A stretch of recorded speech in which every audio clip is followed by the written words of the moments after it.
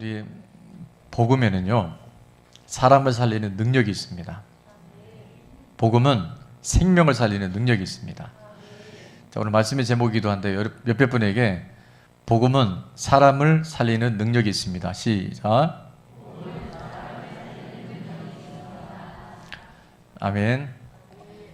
자, 우리가 한정된 시간 또 한정된 삶을 살아가지만 복음이 실제가 된 사람들에게는 살아나는 역사, 소생케 되어지는 역사들, 이 땅에 살지만 영원한 생명을 얻게 되는 큰 은혜가 있게 되는 줄 믿습니다. 자, 이제 오늘부터 우리 교회가 많은 또 변화가 준비가 되는데요. 그 중에 하나가 로마서 강해가 시작이 됩니다. 우리 재단에 로마서 강해를 할 수 있도록 기회 주시고 은혜 주신 하나님께 우리 감사의 박수, 영광의 박수 한번 올려드리겠습니다. 하나님 감사합니다. 자, 왜 로마서가 이토록 중요한가? 로마서가 어떤 의미가 있는가? 우리가 먼저 살펴보고 이제 앞으로 매 주일마다 주일 강단을 통해서 로마서에 감춰져 있는 하나님의 그 비밀 또 복음의 능력을 우리가 함께 이제 누리게 됩니다. 자, 로마서는 수많은 믿음의 위인들 또 믿음의 거장들을 탄생시킨 성경이 바로 어딜까요? 로마서예요. 우리가 알고 있는 기독교 역사의 위대한 인물들, 걸출한 인물들이 바로 이 로마서를 통해서 변화되어졌고 그들의 신앙의 기초가 세워진 걸 볼 수 있습니다. 초대교회 교부의 역할을 감당했다 할 만큼 유명한 젊은 날 너무나 방탕한 생활을 해서 도저히 미래가 보이지 않았던 한 젊은이가 있었어요. 그 이름이 어거스틴이었는데 그는 훗날 세인트, 성 어거스틴이라는 이름을 받을 정도로 놀라운 변화가 일어난 그런 사람 중에 한 사람이었어요. 변화된 많은 사람들이 있는데 그 중에 대표적인 인물이 어거스틴인데, 어거스틴은 젊은 날 정말 타락하고 아주 세상에 찌들어 살던 그런 삶이었는데 어느 날 창 밖에서 아이들의 놀이를 하면서 아이들의 어떤 소리를 듣습니다. 그 놀이의 소리에 어떤 얘기가 있냐면 그 책을 펼쳐보라, 그 책을 펴서 읽어보라, 이런 노래 가사를 듣는데, 자, 그때 자기가 이렇게 사는 삶에 대해서 너무나 한계를 느꼈고 답답했던 어거스틴이 불현듯 그 책이 뭘까 생각하는 중에 젊은 날 어머니가 그로 인해서 기도하고 또 그에게 선물해줬던 성경책이 생각이 나서 먼지가 가득 쌓여있는 그 성경책을 책장에 꺼내서 펼쳤습니다. 근데 그 펼친 그 대목이 바로 어디였었을까요? 로마서였었어요. 로마서 13장 11절부터 14절까지 마치 뭔가 자기를 끌어당기는 것처럼 그 구절의 말씀을 보게 됩니다. 로마서 13장 11절부터 14절까지 또한 너희가 이 시기를 알거니와 자다가 깰 때가 벌써 되었으니 이는 이제 우리의 구원이 처음 믿을 때보다 가까웠습니다. 밤이 깊고 낮이 가까웠으니 그러므로 우리가 어둠의 일을 벗고 빛의 갑옷을 입자. 13절 14절이 강타합니다. 우리 다 같이 한번 읽어볼까요? 시작. 낮에와 같이 단정히 행하고 방탕하거나 술 취하지 말며 음란하거나 호색하지 말며 다투거나 시기하지 말고 오직 주 예수 그리스도로 옷 입고 정욕을 위하여 육신의 일을 도모하지 말라. 아멘. 이 로마서의 말씀을 읽는 중에 그는 꼬꾸라집니다. 그리고 자신의 삶이 얼마나 주 예수 그리스도 앞에 방탕한 삶이었는지를 그가 회개하고 이제 변화되기 시작해요. 어디까지? 성자란 이야기를 들을 때까지. 그래서 성 어거스틴이 되어지는 결정적인 단서가 바로 이 로마서의 말씀을 통해서 변화된 줄로 믿습니다. 그 외에 참 많은 사람들이 이 로마서를 통해서 변화를 겪게 되는데요. 어떤 사람은 우리 잘 아는 것처럼 종교개혁을 누가 일으켰죠? 모르셔도 관계없습니다. 마틴 루터가 종교개혁을 일으켜요. 그 캐톨릭의 안에 있는 인본주의적인 요소들, 구원은 전적인 하나님의 은혜로 또 믿음으로 받게 되는 건데 면죄부라든가 인간의 행위를 통해서 구원받는 그런 잘못된 교리에 이제 그가 눈을 뜹니다. 그 눈을 뜨게 된 결정적인 근거가 어디였을까요? 로마서였었어요. 오직 의인은 믿음으로 말미암아 살리라. 그래서 그가 잘못된 캐톨릭의 내용들을 처음부터 종교개혁을 하려고 했던 아니었어요. 그런데 95개조의 그 하나하나 내용들을 다 쓰다 보니까 결국에는 그것이 마틴 루터에 의해서 개신교가 탄생되는 종교개혁이라는 결정적인 단서가 되어집니다. 또 기독교의 전체적인 교리나 신학의 틀을 잡았던 사람이 있는데요. 기독교 강요라고 하는 책을 쓴 사람이 있어요. 존 칼빈이에요. 여러분 칼빈이라는 이름 많이 들어보셨을 거예요. 근데 그 칼빈이 어디에서 그의 신앙의 토대가 마련되어지나 어디였을까요? 로마서입니다. 로마서를 읽는 중에 아하, 기독교의 전체적인 교리와 기독교의 기초가 바로 로마서 안에 있다는 것을 발견하고 기독교 강요를 쓰게 돼요. 또 감리교를 창시했던 감리교 창시자가 누구였죠? 요한 웨슬러. 요한 웨슬러가요, 바로 로마서를 통해서 감리교의 기초적인 믿음의 토대를 쌓게 됩니다. 자, 그래서 성경 66권이 다 귀중하죠. 다 하나님의 말씀이고 성령의 감동을 통해서 기록되어졌는데, 칼 바르트라고 하는 신학자는 이 로마서에 아주 재미있는 표현을 해요. 뭐라고 얘기하냐면, 칼 바르트는 이렇게 얘기합니다. 성경을 반지라고 한다면, 성경 전체를 반지라고 한다면 로마서는 그 반지의 뭐와? 보석과 같다. 그렇게 표현해요. 참 재미있는 표현이죠. 그만큼 이 로마서는 성경 중에서 가장 핵심 교리를 다루고 있고 믿음의 그 기초를 세우고 있는 곳이 바로 로마서라고 하는 그 중요점을 강조하고 있어요.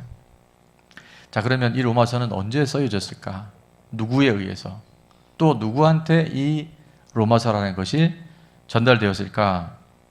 이미 알고 계신 분들 많겠지만 다시 한번 우리가 자세히 한번 살펴보겠습니다. 로마서는요, 기원 후, 그러니까 예수님이 탄생한 이후 아노 도미니 AD라고 그러죠. 기원 후 57년도에 사도 바울이 어느 지방에 있었냐면 고린도 지방에 머물러 있을 때 로마 교회 성도들에게 보낸 편지가 바로 로마서예요.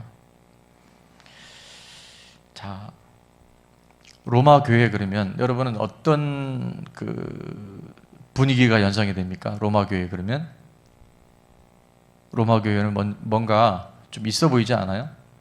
당시에 문명의 중심지고 또 세계의 수도라고 할 만큼 모든 권력이 로마에 집중되어 있던 그 시대에 로마 교회 그러면 뭔가 좀 외형적으로든 내용적으로든 굉장히 힘이 있어 보이고 뭔가 영향력이 있는 교회다 이렇게 여기기 쉬울 거예요.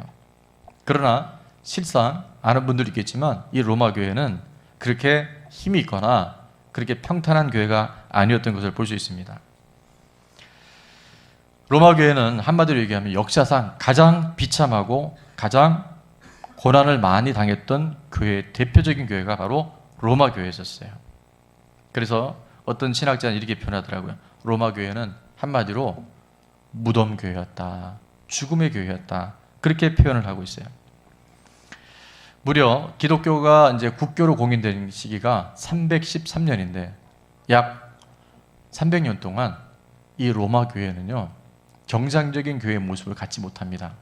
그들은 어디에 있었냐면 교회가 바로 지하에 있었어요.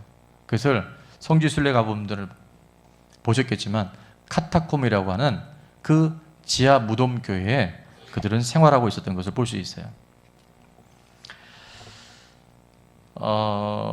당시에 이제 그 카타콤을 유골들을 발견하는 발굴단이 이런 자료들을 보고합니다.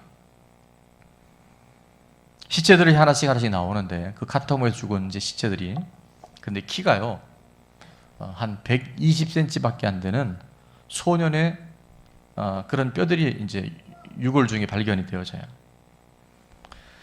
근데 이상한 것은 그 발굴단이 계속 유골들을 발견해내는데 대부분의 유골이 소년들의 뼈밖에 없는 거예요. 120cm 이하. 좀 이상하지 않아요? 300년 동안 그 많은 사람이 살았을 텐데 왜 아이들 시체밖에 없지? 왜 뼈밖에 없지? 자, 유적 발굴단은 그 원인과 이유를 이렇게 발견합니다. 이렇게 발표해요. 300년 동안 햇빛도 한 번 맞지 못하고 정상적인 공기가 없이 지하 동굴에서 생활했던 그들이 정상적으로 자라나지 못했다. 그러니까 그 120cm의 뼈는 아이들의 뼈가 아니라 성인들의 뼈였다는 거예요. 자, 이 얘기는 뭐냐면 그만큼 그들은 끔찍한 고통 속에서 이 신앙생활을 했고 카타콤 안에서 그들의 믿음을 지켰다는 것으로 볼 수 있습니다.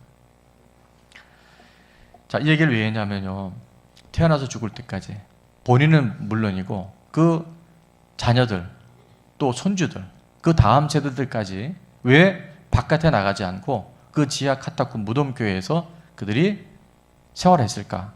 키도 120cm 이상을 못 자라고. 그러니까 사실 정상적인 사람의 생활은 아니잖아요. 근데 왜 이런 일이 일어났었을까? 이유가 뭐냐면, 자, 이게 중요합니다. 그 당시는 시저라고 하는 왕 외에 만약에 누구든지 큐리어스 케사르, 큐리어스 시저란 말 외에 또 다른 누군가 주인이 된다 그러면 바로 체포되어져서 심한 고문과 화형을 당하든지 아니면 원형 경기장에서 그들은 맹수들의 밥이 돼버려요. 바로 죽음입니다. 시저 왕 외에는 누구도 주인이 될 수 없고 누구도 주권자가 될 수 없는, 단 한마디 말이라도 케사르 외에 시저 왕 외에는 주인이 있을 수 없는 그런 시대 속에서 로마 교회 성도들은 예수님이 누군지를 그들이 영접한 이후에 그들의 삶은 예수 외에는, 내가 목숨을 버려도 내 자녀가 끔찍한 고난 속에 평생을 산다 할지라도 절대 예수님 외에는 주인이 없다고 하는 것을 그들은 지켜내기 위해서 이런 상상할 수 없는 지하 무덤 동굴에서 그들은 일생을 살았고 그 다음 세대까지 300년 동안 이 고통을 이겨냈다고 하는 거예요. 자, 질문합니다. 어떻게 근데 그들은, 이 로마 교회 성도들은 복음을 전해 들었겠죠. 근데 구약 성경도 없었고 그들은 누가 신앙의 지도를 해준 사람이 아무도 없었는데 어떻게 300년 동안 이 로마 교회 성도들은 이 믿음을 지켰을까요? 예, 물론 성령께서 인도해 주셨고 다 맞아요.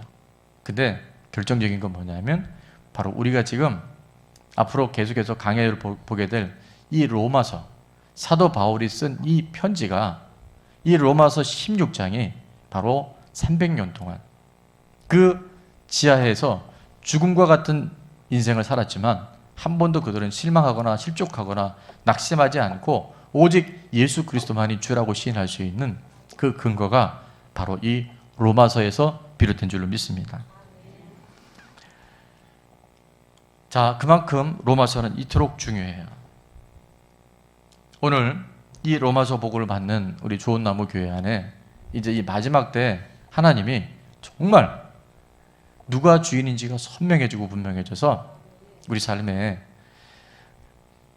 2000년 전 로마 교회는 그 많은 핍박을 당했지만 이제 우리는 이 복음의 강력한 빛을 드러내서 먼저 내 영혼이 살고 내 가족을 주의 복음으로 섬기고 또 다음 주 화요일 날 있게 되는 우리 극동방송 라디오 전도대에 정말 한 분 한 분 초청하고 있고 또 초청했지만 아직 그날 환경이 되지 않아서 못 온 분이라 할지라도 하나님이 주님 오실 때까지 예수 그리스도가 바로 주인인 것을 증거하는 복음의 사람으로 우리 교회와 또 여러분 저를 사용하실 줄로 믿습니다. 자, 그래서 오늘 말씀의 제목이 뭐였죠? 복음은 사람을 살리는 능력이 있어요. 복음은 생명을 살리는 능력이 있어요. 우리 안에 진정한 복음이 무엇인지를 알기 시작할 때 변화는 내 노력이나 의지가 아니라 성령 하나님께서 정확한 복음을 갖고 생활하는 하나님의 사람들을 통해서 그 일들을 이루어 주실 줄로 믿습니다. 자, 로마서 1장 1절 우리 함께 읽도록 할게요. 로마서 1장 1절은 이렇게 우리에게 말하고 있습니다. 예수 그리스도의 종 바울은 사도로 부르심을 받아, 자, 다 같이 읽어볼까요? 하나님의 시작. 하나님의 복음을 위하여 택정함을 입었으니. 아멘. 자, 처음 나오는 단어가 뭡니까? 예수 그리스도예요. 예수가 누구인지. 이제 문화의 차이긴 한데 보통 우리는 편지를 쓰면 수신자부터 쓰죠. 누구누구에게, 뭐 부모님 정장서 혹은 누구누구 씨에게 이렇게 하잖아요. 근데 당시 지중해 문화는 수신자를 먼저 쓰는 게 아니라 항상 발신자를 먼저 씁니다.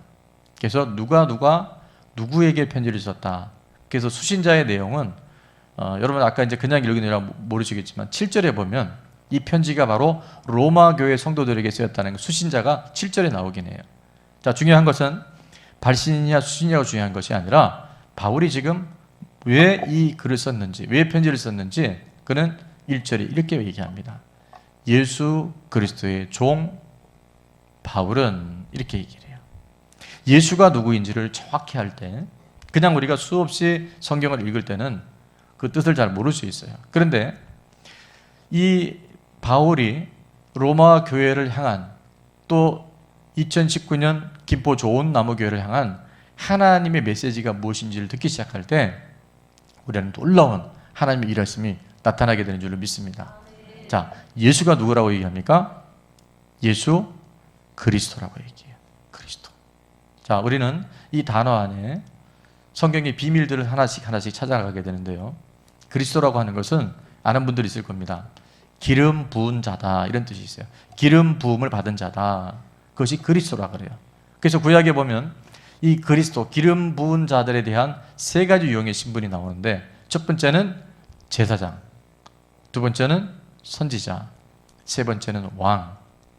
이 세 신분에 의해서 하나님이 직접 기름을 붓는다는 뜻은 성령님을 통해서 하나님의 일하심이 나타나는 사람들이 세 종류의 신분이 있다. 그것을 기름 부은 자라고 이렇게 얘기를 해요.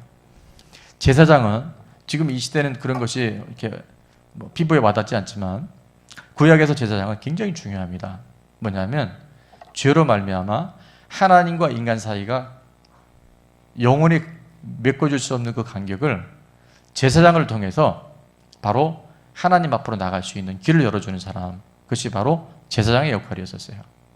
또 하나는 선지자는 하나님이 우리를 향한 계획, 인간들을 향한 하나님의 섭리, 하나님의 그 뜻을 미리 알고 그것을 선포하고 그것을 알려주는 사람이 바로 누구라고요?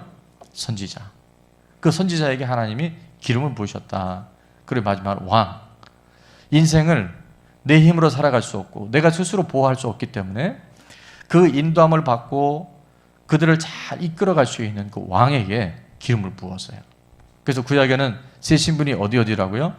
제사장, 선지자, 왕에게 기름을 부었어요. 그것이 바로 기름 부음 받은 자다. 그런데 로마서 1장 1절은 뭐라고 했냐면 예수 그리스도 이렇게 되어 있어요. 바로 예수 그리스도가 무슨 뜻이냐? 예수님이 바로 기름 부은 자다. 기름 부음을 받은 자다. 다른 말로 하면 예수님이 바로 제사장이고 예수님이 바로 선지자고 예수님이 바로 온 인류의 왕이시라는 것을 선포하는 이 말씀이 바로 예수 그리스도란 단어 안에 함축되어 있다는 거예요. 아멘. 그리스도란 단어는 히브리어는 메시아라고 얘기해요. 메시아. 자, 그래서 이 예수 그리스도의 종이 되었다 하는 것은 뒤집어서 말하면 바울은 예수 그리스도의 종이었잖아요. 그러면 예수님은 바울에게 있어서 어떤 분이에요? 주인입니다. 주권자예요. 당시에 로마 시대는 보니까 그 종이요, 로마에 살고 있던 사람들의 반 이상이 전부 종이었대요. 다 노예였었어요. 그러니까 지금 로마 교회를 향해서 사도 바울이 나는 예수 그리스도의 종이다라고 얘기하는 것은 놀라운 하나의 고백이 되어지는데, 당시의 종, 당시의 노예는 어떤 신분이냐면 사람 취급을 받지 못했어요. 우리도 100여 년 전에 왜 그 집에 보면 뭐라 그러죠? 머슴 이런 게 있었죠. 2000년 전 로마에는 종이라고 하게 되면 이렇게까지 표현해요. 짐승인데 사람이 아니고 짐승인데 노예는 말하는 짐승이다. 그래서 인간으로 태어났지만 전혀 사람 취급받지 못했던 것이 바로 종이었고 노예였는데 바울은 그 시대의 종이라고 하는 표현을 누구의 종이냐면 나는 예수 그리스도의 종 바울이다 이렇게 고백해요. 내 인생의 모든 주인은 바로 예수 그리스도시다. 그런 이렇게 고백하는 거예요. 사실은 바울은요 엄청난 사람이었습니다. 로마 시민권자였고 그는 당대에 할렐이나 또 샴마이 그 다음에 가말리엘 최고의 랍비 중에 최고의 랍비였던 그 3대 랍비 중에 한 사람이었던 가말리엘의 문화대성이었어요. 가말리엘의 제자였었어요. 그리고 그는 로마 시민권자였고 또 12지파의 한 사람인 베냐민 지파의 후손이었어요. 그는 자랑할 게 너무나 많았는데 그를 예수님 만난 이후에 다 버려버려요. 다 포기해버립니다. 그리고 그는 자신을 소개할 때 예수 그리스도의 종 바울은 이렇게 얘기해요. 자, 오늘 말씀을 통해서 우리가 이제 중요한 것을 붙들어야 되는데 예수님이 누구냐? 예수님이 바로 그리스도십니다. 예수님이 바로 구약에서 말씀하는 메시아예요. 자, 로마서 1장 2절에 보니까 이 예수님에 대한 구체적인 그 뿌리를 얘기하는데 자, 로마서 1장 2절 다 같이 한번 볼까요? 시작. 이 복음은 하나님이 선지자들을 통하여 그의 아들에 관하여 성경에 미리 약속하신 것이라. 아멘. 자, 원래 사도 바울은 예수님을 주라고 고백하는 사람들을 이제 체포해서 신문하고 죽이기 위해서 원래 율법의 검사 역할을 했던 사람이었어요. 그래서 그가 다메섹에 예수를 주라고 고백한 사람들을 잡으러 가는 도중에 어떤 변화를 경험하죠. 어떤 일이 있었습니까? 강한 빛이 비춰서 그가 말에서 떨어져요. 그리고 다른 사람은 듣지 못하는데 큰 음성을 듣습니다. 그래서 바울이 그렇게 얘기를 하죠. 누이십니까? 당신이 누구십니까? 그때 들려진 음성이 사울아, 사울아, 네가 왜 나를 핍박하느냐? 나는 네가 핍박하는 예수다라고 주님의 음성을 듣게 돼요. 그리고 그는 그 빛 앞에서 눈이 멀고 3일 동안 아무것도 먹지 못하고 그는 식음을 전폐한 상태에서 또 하나님의 음성을 듣습니다. 직가란 거리에 가게 되면 한 사람을 만날 텐데 거기 가면 아나니아라는 사람이 있을 것이다. 그리고 그가 너에게 기도해 줄 것이고 또 네가 앞으로 어떻게 살 것인가에 대한 나의 계시를 받을 것이다. 그리고 그가 아나니아를 만나고 3일 후에 기도하는 중에 그의 눈에서 비늘이 벗겨지고요. 비로소 예수님이 누구신지 예수가 바로 그리스도라는 것을 바울이 발견하게 되어져요. 그리고 그의 삶은 통째로 바뀝니다. 이제 예수를 주라고 고백한 사람들을 핍박하고 죽였던 그가 이제 예수님이 주라고 바로 복음이 바로 예수 그리스도라고 힘있게 전하고 그동안 자기와 함께 예수 믿는 사람들을 핍박했던 율법 학자들이 바리새인이나 또 사두개인이나 제사장들의 입장에서 본다면 배신자죠. 또 하나 지금 예수를 믿고 있는 사람들에게는 바울은 얼마 전까지도 사람을 체포해 갔던 사람인데 그래서 바울이 첩자가 아닌가 오해받을 수 있는 그 상황이었어요. 근데 그럼에도 불구하고 바울은 전혀 개의치 않고 바로 예수가 그리스도시라고 그는 선포하고 나는 그 예수 그리스도의 종이라고 그는 무릎 꿇기 시작해요. 그리고 그의 삶을 통해서 초대교회에 로마 교회뿐만 아니라 수많은 이 복음이 무엇인지를 정확하게 받은 사람들에게 생명을 얻되 그냥 생명을 얻는 것이 아니라 이 땅에서 구체하게 보이는 것들이 아니라 영원한 하나님 나라의 생명을 소유하고 전하는 믿음의 사람이 된 줄로 믿습니다.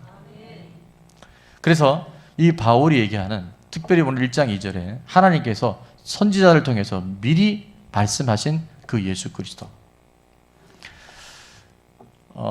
눈에서 비늘이 벗겨진 이후에 바울이요 바로 예루살렘이나 또 믿음의 사람들을 찾아가지 않고 갈라디아서 1장 17절에 보면 바울이 어디로 가냐면요, 아라비아 사막으로 갑니다.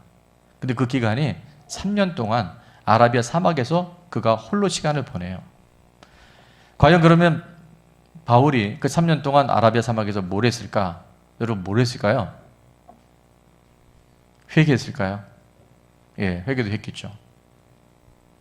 자, 갈라디아서 1장 17절에 나오는 그 아라비아 사막의 시간들을 통해서 많은 학자들은 이렇게 얘기합니다. 구약 성경에서 과연 메시아, 예수는 누구인가? 바울은 3년 동안 그 성경을 샅샅이 찾기 시작해요. 자, 죄는 뭐냐 하면 죄는 딱 하나입니다. 피조물인 인간이 내가 하나님처럼 될 수 있다. 내가 내 인생의 주인 되어 살아가는 것이 바로 죄예요. 그것이 바로 창세기 3장 5절에 선악을 알게 하는 나무의 열매를 먹으면 너의 눈이 밝아져서 네가 하나님처럼 살 수 있고 그 모든 것들을 하나님이 아시고 선악과를 먹지 말라고 한 거야. 그런데 인간이 뱀의 유혹에, 사단의 유혹에 의해서 결국 선악과를 먹게 되죠. 그래서 죄는 다른 게 죄가 아니라 내가 100년도 살지 못하는 인간이 하나님처럼 되어져서 모든 것을 내 마음대로, 내가 원하는 대로, 내 뜻대로 되어야지만이 그것이 선이고 그것이 옳다고 살아가는 것, 그게 바로 뭐라고요? 그게 죄예요. 근데 그 죄를 해결하는 놀라운 하나님의 약속이 있는 것을 바울은 발견하게 됩니다. 그것이 창세기 3장 15절에 보니까 이제 뱀에 대해서 하나님이 저주하실 때 미리 이런 예언이 나오죠. 여자의 후손이 뱀의 머리를 상하게 할 것이다. 그는 성경의 모든 구절에서, 구약 성경에서 메시아가 누군지, 성경에서 말하는 그 그리스도가 누군지를 찾아나가기 시작해요. 근데 정말 구약의 300군데가 넘게 바로 예수님이 이 땅에 오실 것을 예언하고 있었고, 그것은 2000년 전에 정확하게 역사 속에 팩트로 성취된 줄로 믿습니다. 그리고 그가 그를 만난 거예요. 그 예수님을 직접 체험한 거예요. 그리고 더 이상 그는 부인할 수 없어요. 그 주 로마 시민권자 가말리엘의 문해생, 베냐민 중에 베냐민이라고 히브리인 중에 히브리였던 그가요, 이 모든 것을 다 내려놓고 나는 예수 그리스도의 종이다. 예수님이 나의 주인이시다. 그리고 그는 진정한 자유자가 되어져요. 그는 감옥에 갇히고 목숨의 위협이 오더라도 두려워하지 않았어요. 그리고 바울의 이 복음을 들은 로마 교인들은 3일도 아니고 30일도 아니고 3년도 아니고 30년도 아니고 300년을요 자기 자녀들이 그렇게 끔찍한 고난을 받는데도 개의치 않고 예수님이 정말 하나님이시다, 예수님이 정말 우리 인생의 주인이시다는 것을 확신을 갖고 살아가고, 그 로마 교인들은 키는 120cm까지밖에 안 자랐겠지만 지금 어디가 있을까요? 천국에 가 있죠. 영원한 생명을 소유했잖아요. 근데 오늘 한국교회 위기입니다. 복음이요, 죄송해요, 물탄 복음, 짝퉁 복음 너무 많아요. 제가 교회를 한 7, 8살 때부터 다녔으니까 교회 생활 한지를 따져보면 한 50년이 넘은 것 같아요. 꽤 많이 다녔죠. 목회한 지 이제 제가 내년에 20년인데 정확한 복음이 없으면요, 여러분 안타깝게도 교회에 나오는 것이 불행할 수 있어요. 안 나오면 부담이고 나오면 귀찮아요. 정확한 복음이 없으면. 복음은 사도 바울이 정확한 복음을 뚫어냅니다. 예수가 그리스도시다. 예수가 메시아다. 예수님이 바로 하나님이시다. 구약에 끊임없이 시편에도 보면 그의 뼈가 꺾이지 않는다고 예언한 게 뭐냐면, 예수님이 십자가에 달려 돌아가실 때 로마 병정이 원래는 그 확인 사살이라 그러죠. 사형을 집행하고 난 다음에 뼈를 꺾어서 완전히 죽이는데 예수님 이미 옆구리에 창을 찔러서 피와 물이 다 빠져서 완전히 죽었기 때문에 뼈를 꺾지 않았는데 그 예언이 다 이루어져요. 이사야서 53장에 보면 그가 찔림은 우리의 허물이 나며 그가 상함은 우리의 죄악이 남이라. 그가 징계를 받음으로 우리가 평화를 누리고 그가 채찍에 맞음으로 우리가 나음을 입었도다. 바울은 그 구절을 볼 때마다 떨려오는 거예요. 정말 하나님 오셨구나. 정말 예수님이 이 땅에 오셨구나. 그 예수님이 하나님이시구나. 그래서 그는 알았던 거예요. 그러니까 그는 이 세상에 좋은 모든 걸 다 배설물처럼 버려버리고 복음을 위해서 목숨을 겁니다. 자, 복음은 뭐냐면 예수님이 그러시는데 마태복음 1장 21절에 예수님의 이름을 이렇게 얘기합니다. 그 이름을 예수라 하라. 그가 자기 백성을 죄에서 구원할 자이십니다. 한번 읽어볼까요? 시작. 아들을 낳으리니 이름을 예수라 하라. 이는 그가 자기 백성을 그들의 죄에서 구원할 자이심이라 하니라. 자, 여기서 죄에서 구원한다는 것은 딱 하나입니다. 십자가입니다. 십자가의 대속을 통해서 우리가 죽어야 할 죽음을 대신 당하시고 그 버림받음에 대한 엘리 엘리 라마 사박다니 어찌하여 나의 아버지 나를 버리시나이까. 영원한 분리와 그 죽음의 고통을 예수님이 십자가에서 다 당하신 거예요. 그리고 또 하나 중요한 것이 있죠. 마태복음 1장 23절에 보면 그 이름을 임마누엘이라 하리라. 보라 처녀가 잉태하여 아들을 낳을 것이요 그의 이름을 임마누엘이라 하리라 하셨으니 이를 번역한즉 우리 한번 읽어볼까요? 이를 번역한즉 하나님이 우리와 함께 계시다 하니라. 아멘. 자, 이거는 바로 예수님의 부활을 의미합니다. 예수님 진짜 부활하셨거든요. 여러분, 부활이 실제가 안 되면 또 지식으로 갈 수 있습니다. 교리로 갈 수 있어요. 아는 것을 믿는 것이라고 착각할 수 있어요. 예수님의 부활이 사실인 이유는 많이 한 7가지 증거가 있지만 대표적인 건 뭐냐면 십자가 앞에서는 다 도망갔던 제자들이 부활하신 예수님을 만나고 난 다음에 어떻게 변합니까? 예수님이 정말 살아나셨다. 예수님이 구약에 예언한 바로 하나님이고 메시아라는 것을 증거하기 위해서 어떻게 해요? 그들이 다 순교합니다. 만약에 그것이 지어낸 얘기고 그것이 어떤 도난설, 환상설, 기절설, 일란성 쌍둥이설 별걸 갖고 다 공격을 하는데 그럼에도 불구하고 예수님 정말 살아나셨어요. 그걸 봤어요. 그리고 그분을 위해서 죽을 수 있었어요. 그리고 그들은 다 천국에 가 있습니다. 오늘 이 복음 앞에 우리가 적당히 타협하고 복음이 무엇인지 모르면요 신앙생활이 혼미합니다.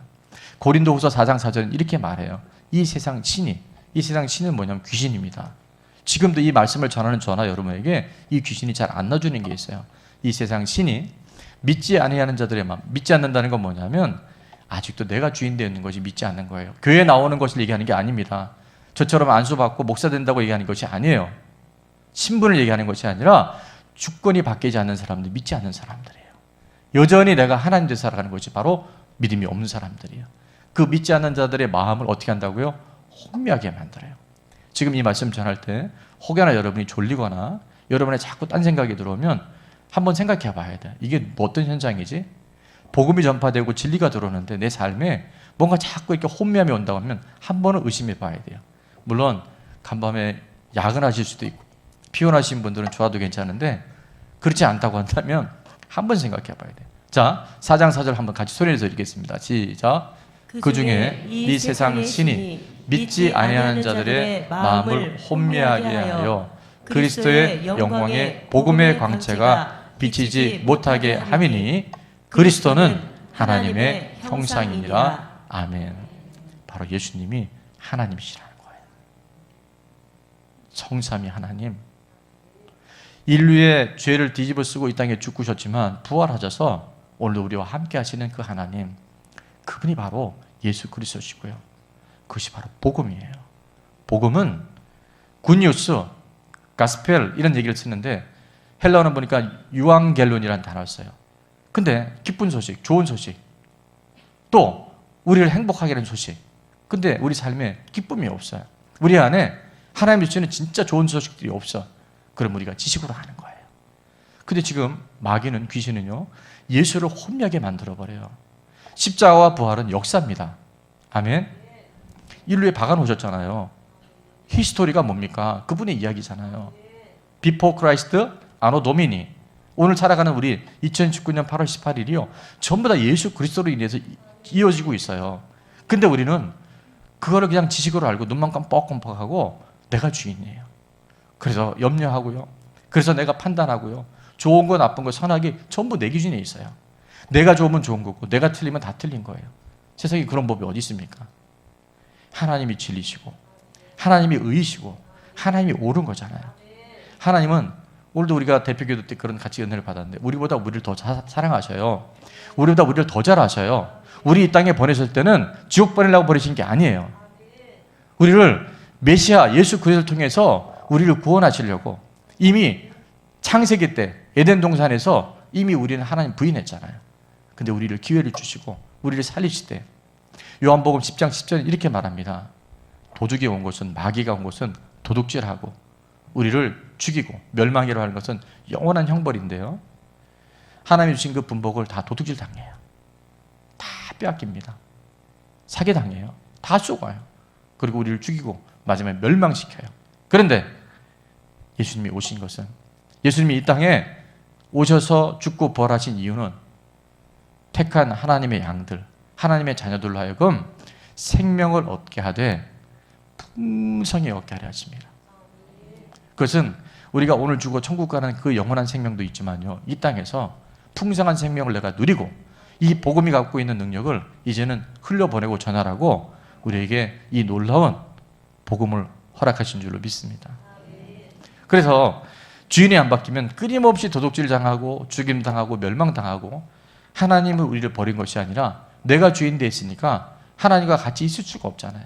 그게 바로 영원한 분리고 그것이 지옥인데, 그런 자리에서 예수님이 바로 그리스도임을 시인한 사람, 예수 그리스도가 바로 제사장이고 선지자고 왕인 것을 인정하는 사람들에게는 하나님이 생명을 주시되, 단순히 천국 얻는 영생의 생명뿐만 아니라 이 땅에 풍성한 생명을 주셔서 내가 살고 내 가정에 믿지 않는 가족들을 섬기고, 근데 복음은 오늘 바울이 분명히 얘기합니다.